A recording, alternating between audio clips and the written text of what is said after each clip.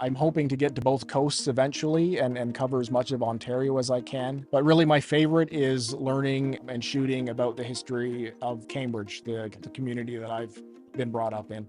On his Instagram account, Beauty and Ruin, Cambridge photographer and history buff Michael Johnston showcases more than 1,000 images of heritage homes and stunning architecture that illustrate the fascinating past, present, and future of Waterloo region. In this episode, Johnston shares a selection of his favorite images and the stories behind the structures.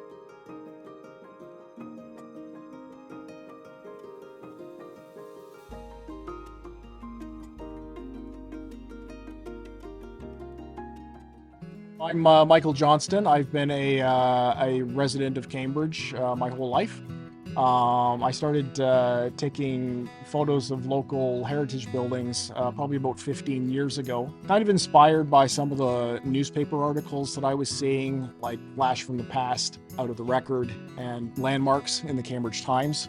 And just I was getting to that age where I was seeing a lot of changes and kind of wanted to start documenting the things that I remembered. So started taking pictures of local buildings and kind of sat on the archive for about 10 years with nothing to do with it. They were just sitting on my computer. I discovered Instagram around 2017 and found out that there was a whole community of people that were interested in heritage buildings. So I started posting my photos there, and then after posting them for a while, I realized that maybe I should be adding some context. So I began researching online about the places that I was shooting and adding histories. It was just fascinating to see the connections between people and places and our shared history here in Cambridge. My Instagram page is Beauty and Ruin, and it's been very well received. I've even had some of the owners of buildings that I've taken shots of comment on them.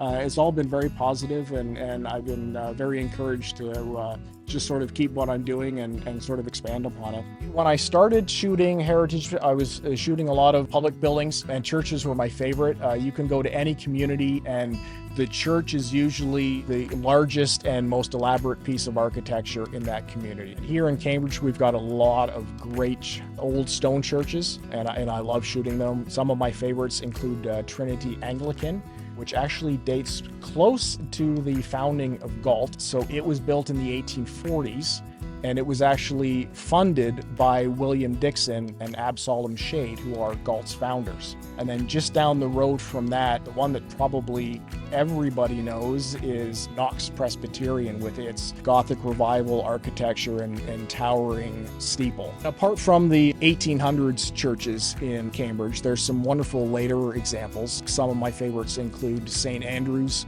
in Hespeler, which is more of a Scottish baronial style, and the red brick St. Clemens in Preston, which is sort of, I would say, a Romanesque kind of Gothic revival, and it was built in 1922.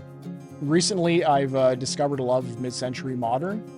We've got some great example of mid-century modern churches in Cambridge, which just have wonderfully sleek lines and sort of lack the adornments of earlier Victorian churches. A couple of my favorites are Knox Presbyterian in Preston and the former St. Giles Church in Galt, which probably both would have been built in the late 50s, early 60s.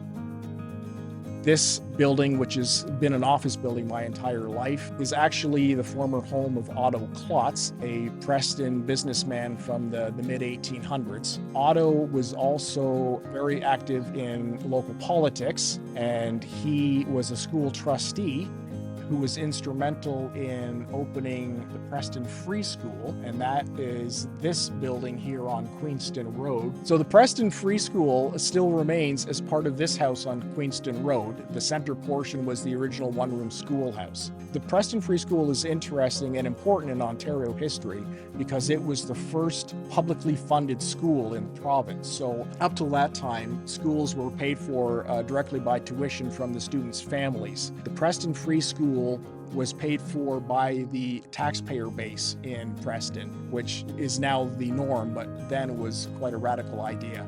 This house is one that probably everyone who's made a trip to Costco out of Cambridge will recognize. It's at the corner of what is now Shantz Hill and Fountain Street. This substantial Greek Revival home was built in 1850 for a local foundry owner named Jacob Beck. But Beck didn't live there very long. He actually sold the house and his interest in the foundry in 1856. He moved to a new area and established both a foundry and a new community, which he named after his German hometown, which is Baden. So Baden, Ontario has a Cambridge connection.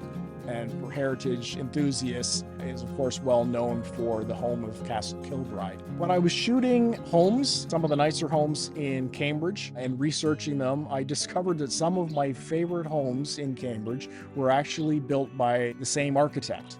And that architect is Ray Hall.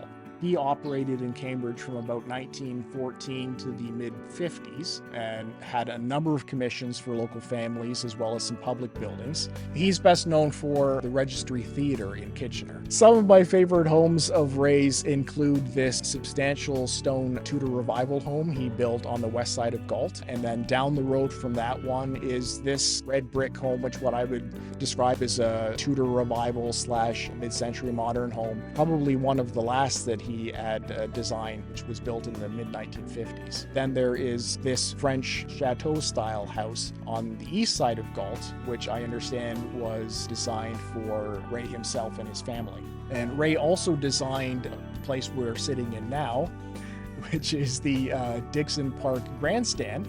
Ray designed it, and it was built in 1919, so it's over 100 years old. Another thing that inspired me to research and take photos of local history are the places that have been lost. This photo is of the cupola that used to reside at the top of the Gore Mutual building, which for almost a century stood at the corner of Main and Ainsley Street in downtown Galt. Gore Mutual moved from the building in the 1930s to their new location, but the building stood until 1971 when it was demolished. And it was the public outcry over the demolishing of this building that really started the heritage conservation movement here locally. So it's an important lost piece of history here in Cambridge. In more recent history, this is the Preston Springs Hotel, which started life in the 1880s as the Del Monte Hotel. I was fortunate to take pictures of it while the facade still looked great.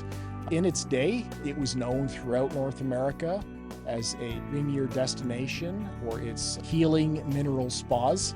Guests were said to include Babe Ruth, Lucy Maud Montgomery, who was the author of Anne of Green Gables, and Lord Stanley himself, the donator of the Stanley Cup. Unfortunately, we lost the Preston Springs Hotel in December of 2020. On a happier note, I love being able to take pictures of places that have been restored and brought back to their former glory. A couple of examples here include the Royal Hotel in Galt, which was built as a very beautiful railway hotel back in the late 1800s. But by the time I was growing up, it was just another seedy dive bar in the wrong side of town.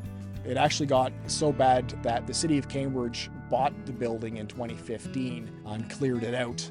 And they flipped it to a developer who just did a wonderful job restoring it and bringing it back to life. And this is another example. I took the first photo of Hespeler Hotel in around 2010 when it and downtown Hespeler pretty much looked like a ghost town. But it's been, again, lovingly restored back to probably, I imagine, its original form. And it contains a few local businesses now in what is becoming a fast reviving Hespeler core.